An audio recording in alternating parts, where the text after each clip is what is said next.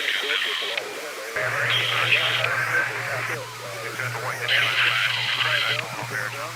it out. Go ahead, pick them up. Let me know when you got that.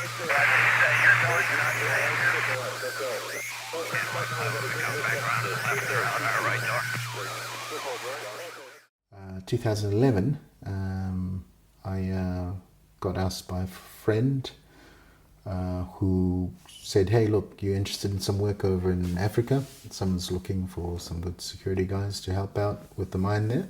So I went over, and because the manager there was one of the lads that was in the reconnaissance platoon when I got sent back off the cycle.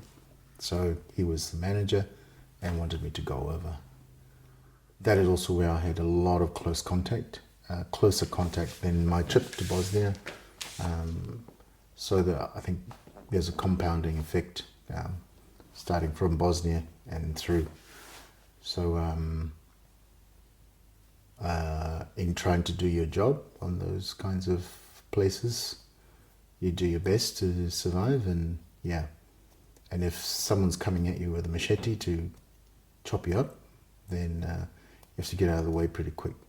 For me, as a senior security specialist, it was my day on shift.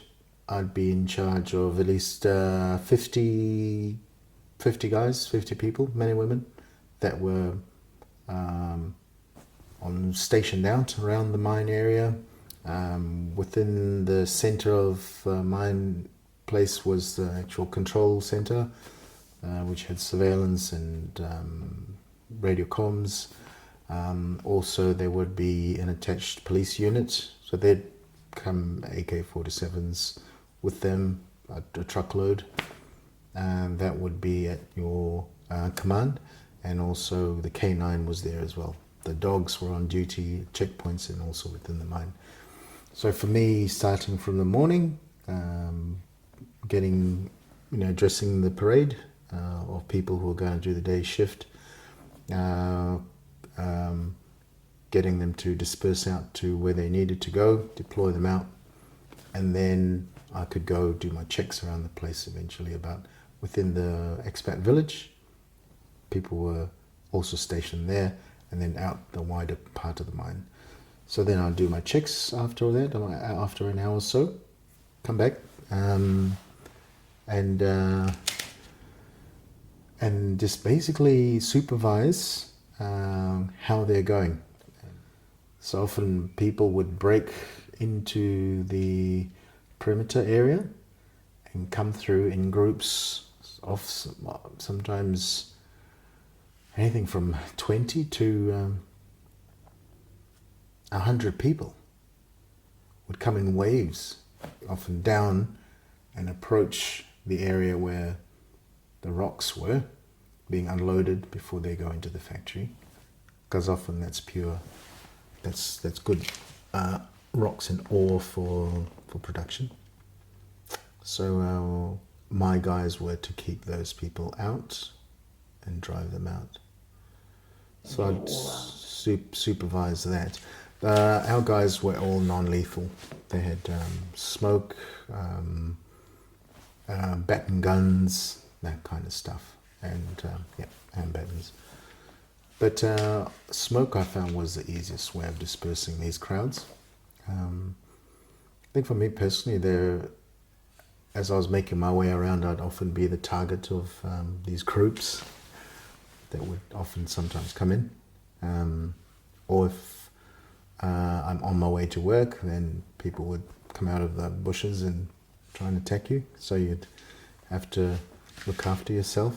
So I got into a number of occasions where machetes were very close to me, and I had to defend myself with that, against that.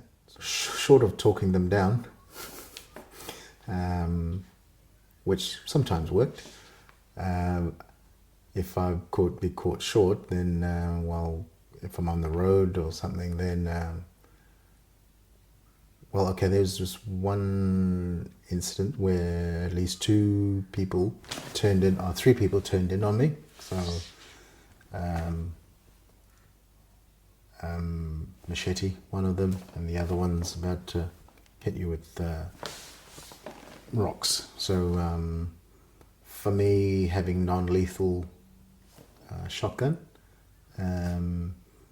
but a lethal pistol here, I chose to use the non-lethal shotgun to keep him at bay. A couple of shots, one in the face and one in there, because that's close range, and then turning the weapon onto the next one who's got the machete, who's just coming in, leveling it and about to let off the round. He decides to take off, him and his mate. So I get the guys to hold down that one while I chase the other two.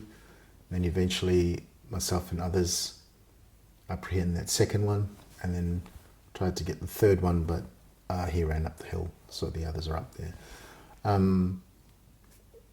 In doing patrols, often I wouldn't have lethal pistol or anything with me. It was normally working with non-lethal. So a super sock round into your shotgun, that would be the way to deal with people. So also a big part of us was also dealing with corruption and that, and also generals, in addition to general security. There'd be our work in surveillance and that kind of stuff, and helping to break rings of people that were, were not really, turned out to be not assets of the mine, but actually trying to rip off the company. So yeah, so uncovering that, the day-to-day security of the whole place, staying functional, staying alive, looking after your men. I was on duty, night duty this time, and I'd pulled in to check in on the command post. There's a gate that I needed to open. I'm parked up there, and for some reason I thought, I'll change my mind. I won't do my usual park there, open the gate, get into where command post was, and then the mine itself, in the mine. I'll drive up to the top of the hill and go check on the checkpoint way up high, and see how those guys are doing. So I stayed in the vehicle and kept driving on and up. I got up there and it's dead quiet. There's just like nobody up there, not even any scavengers that usually come in at night and try and take bits of rock from that particular area. And there were 2 police guys up there and 1 security guy. And yeah, they, hello, how's it going? I said, oh, it's pretty quiet tonight. He goes, yeah, I'm not sure. We haven't seen anyone around. And as we're talking about, probably a couple of minutes into the conversation, the whole place just lit up. There's AK-47 rounds all flying around. A lot of it was directed towards where we were standing, from lower ground, straight up. They'd obviously seen me driving in my vehicle, whoever they were, stopping up there, and here I was standing there talking to my guys. And rounds came whizzing up that bank, straight up the top towards me and the guys. So the 2 police, the couple of the police guy and the security guard all started screaming, and so-and-so's coming, so-and-so's here, we're under attack. And I go, the fuck? and then they just bolted. They bolted straight out into the swamps and the bushes and disappeared. And I go, hey, I started screaming out after them. Then I went to run back to my vehicle. Rounds are coming up. Boom. So there's no way I'm getting into that vehicle and driving back down that hill to get back to my guys. The shots were now coming from that direction up. They'd just riddle me up. So I ran back up in the direction where they were, calling out to them in the dark. No sound. They'd gone. They'd taken off. So I thought, fuck this. I'm not. That's not my priority right now. So I just hightailed it through across the swamps. But there's a road there as well. I I was thinking, I have to stay alive because actually I better not go to those guys. I don't know if they're part of that group that's firing at me or whether they're just dead scared and they've just taken off, because I needed their support to help me counter that. So I thought, okay, I'll not follow them. I need to just go my own way and see where these rounds are coming from. And then that's when a whole group started rushing toward me. So they're in the dark, carrying picks and stuff, and they were just running. I thought these guys could be part of that group, or they're just coming through and will just pack me up. Let off a couple of rounds, pistol, bomb, bomb, and just cross through the swamps, the grassland. And then that kept them down as I made my escape. As I got down to the other side of this rocky plateau, this was in the dark as I was going through, I felt other people coming up. And I was thinking, I think it's more likely that, who knows, people that are linked to these people. So I had to really keep quiet and find my own hiding place, which I eventually did. And just the entrance to where I was hiding, I got into comms with command post and started directing all checkpoints on what to do to keep themselves alive.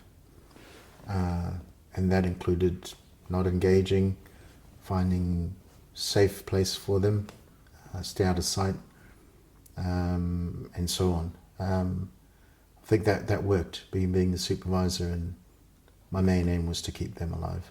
At the same time, I had my pistol up, like so, while communicating and keeping an eye out. If anyone come down there, that little slope where I was, they'd get shot, slotted straight away. As I looked down onto the mine, tracer rounds. It was just like downtown Baghdad, or whatever you want to call it.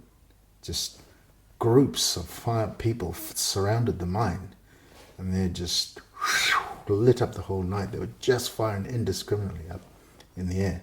And the group that was shooting up towards me before it, my vehicle had stopped, and they'd concentrated firing into the mine across some of my checkpoint guys.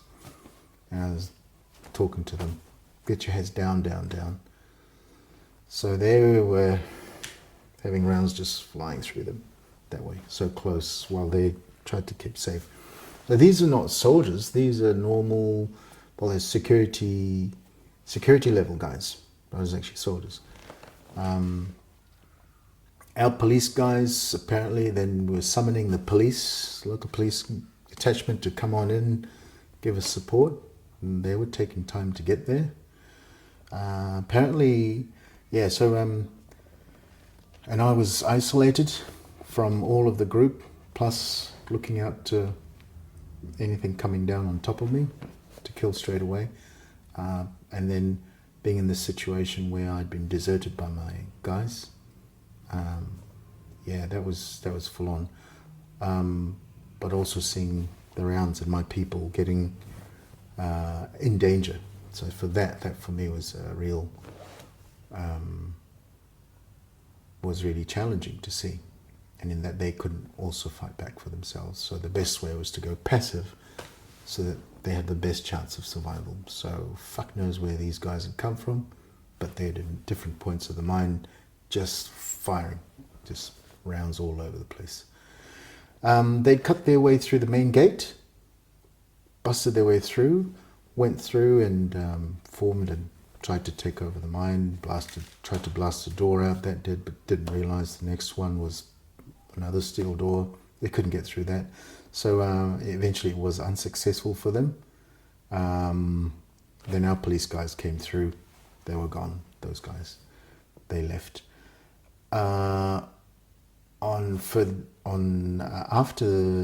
I'd heard later that actually when I started my patrol, I was at that front gate, sitting in my vehicle, and when I changed my mind not to jump out, start opening the vehicle in the dark to go in, to my comms guys, there's a drainage area there where there were people lying in there, ready So if I jumped out to go and get the gate, I'd be taken hostage. So in changing my mind and going up, that was a game changer, big time.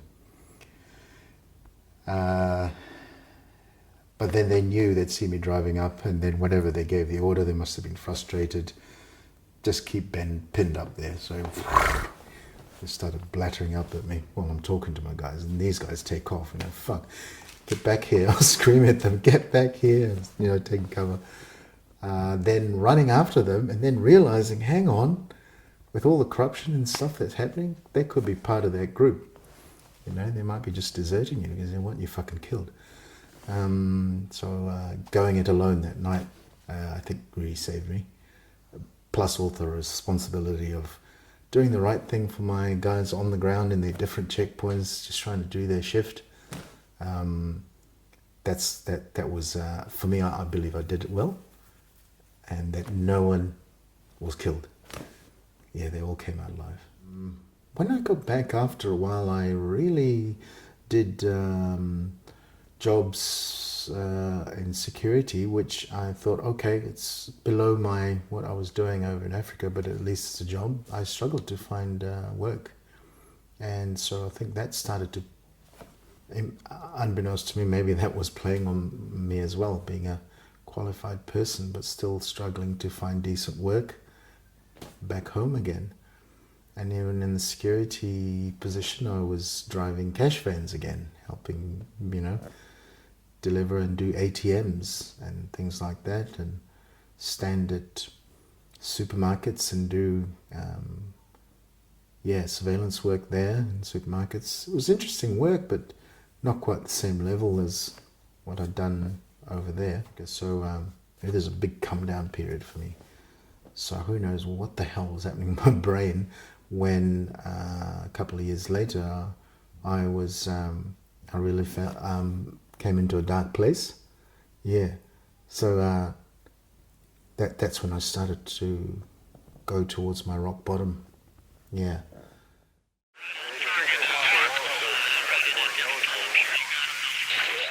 Somewhere in there, I was doing a job at one of the supermarkets, and I just was frustrated about how things were. I wasn't managing my finances okay. These depressive mood swings were coming up again, and in general, it's quite edgy. So that's when I had an outburst at my workplace. So basically, someone came in to try and get into the toilets when I was in the toilet, sitting on there, taking a crap, and someone tried to open the door and put their face in there and get in. So I was shouting out to them, hey, I'm in here. The person kept trying to come in and shout back at me, don't shout at me like that. And I say, hey, so immediately here's the temperature rising from 0 to 100. As he get more aggressive, I get more aggressive from the inside because, hey, I'm sitting in my private time. What the problem is, what's happening out there? And before I knew it, I'd lunged for the door. I'd pulled the trousers up. I think it was probably half done up. I'd opened the door and just started smashing him in the face. Boom, boom, boom, boom, boom. And he started going down to the ground and kept hitting him. So here's a staff member meant to be doing security for this establishment, laying into one of its customers, dragging him outside into the forecourt where everyone can see, and started shouting and telling him, don't ever do that, just scream at him. Instructions not to do that again, or you'll be killed. Then it was mad. Colleagues in there just were stunned, but everyone just reacted to help the guy. I fled out of the building, into my vehicle, drive straight up the main drag of the road.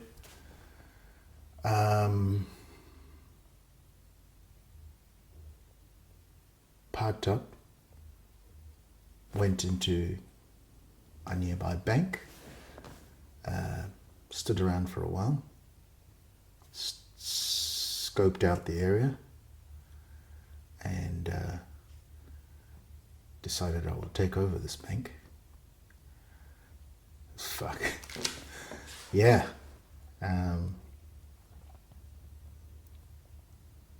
The adrenaline and everything was just... I don't think I was in flight mode. It was about going forward and just taking things on, finding the next target. So I got in the queue as it came to my turn. Actually, before that, I stole a pen off one of the manager's desk who was sitting around the close area, and got in the queue. Got to my time at the queue. The teller goes, "Hello," and I go, "Yay, I've got the beautiful one," and everyone laughs. So here I'm on a comedy act. And when I got to her, I jumps up onto the counter, sits on it with my back to her, address the crowd. Can I have your attention, please? I'm going to count down from 10. I need you all to leave the bank. And if I see anyone still standing in this bank by the time I get to 1, 0, I'm going to stab that teller right there in the neck. 10, I'm going to stab her with this pen. 10, 9, 8, get the fuck out! So everyone, fuck! They just bolted for the door. There's about 20, 30 people in there, screaming and everything, out the door, out.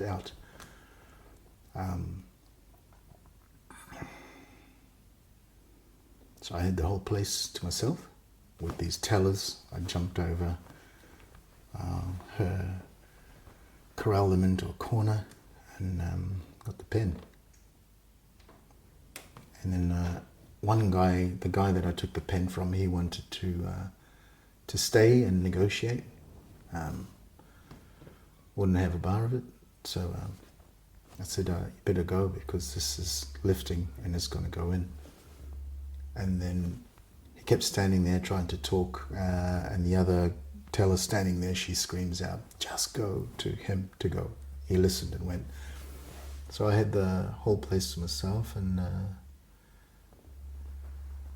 got one of them to do a tour of the whole place and show me what it looks like behind a bank, show me your vault, show me where you keep all this gold and stuff and all of this and that. Yeah, so I had the others carrying down. So it was a mad time. I wanted to see where the fuck this gold ends up. In my mind, I think that's probably what was happening. Whatever it was wonky up here. Something had gone. Ben had gone. Ben. I think Ben had gone. Something else had taken over. It was massive. It was just like a different person that was there to conquer, take over, and suppress. And it involved money, gold, bank, the establishment, everything. So I had the power.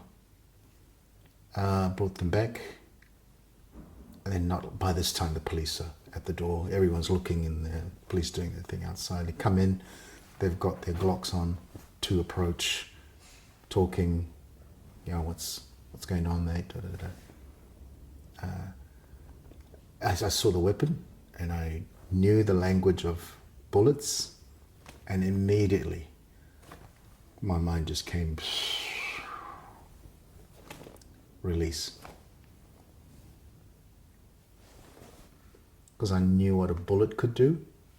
Any talking or negotiating wouldn't work. I just felt all this energy get out of me. So I was handcuffed over the side, searched all the routine stuff, and when I was put in the patrol car, I was sleeping with my handcuffs here, and I was asleep by the time I hit the thing. Like all energy had gotten out of me. So I went back to holding cell and held there, the local cell.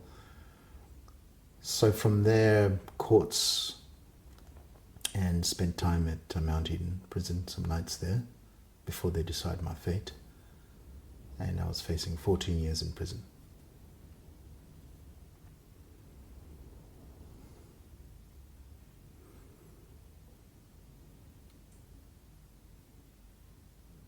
No Duff. I got in touch with them through a friend of mine who said, look, contact these guys. They may be able to help you. They're just newly established. There's a link there on the email. So I got onto that. And I got a reply back from the person on the other end saying, is this you, Ben? And just got surprised. Oh, who is this? This person knows me from this organization that may be able to help me. And it turns out it was Aaron Wood. Yeah, the founder of No Duff. So it was a reunion because I'd served with Aaron in Recon Platoon back in 1RNZIR. So for him to be there to help catch me, that was awesome. Once I'd made contact with No Duff, they sent a caseworker out to catch up with me. So a cup of tea at Mount Albert, and coffee shop there. He just basically sat down for a chat, and that's all it took. I got to talk to someone that was in the system that had also done some time in 100ZIR. They'd matched him with me and thought, okay, might be compatible. And yeah, it was a good match. I felt like I could talk to the person and open up a bit more and tell them, look, this is where I'm at. And so he did his thing, reporting back to the organization. And I remember coming out of that coffee catch up, feeling like, oh shit, someone's just thrown me a hook down. So I just grabbed it.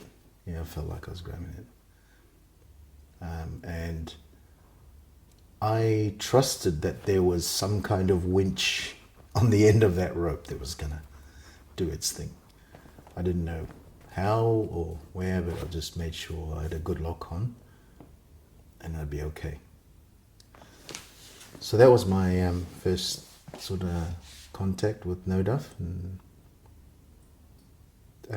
ever since then it's just been awesome. Yeah.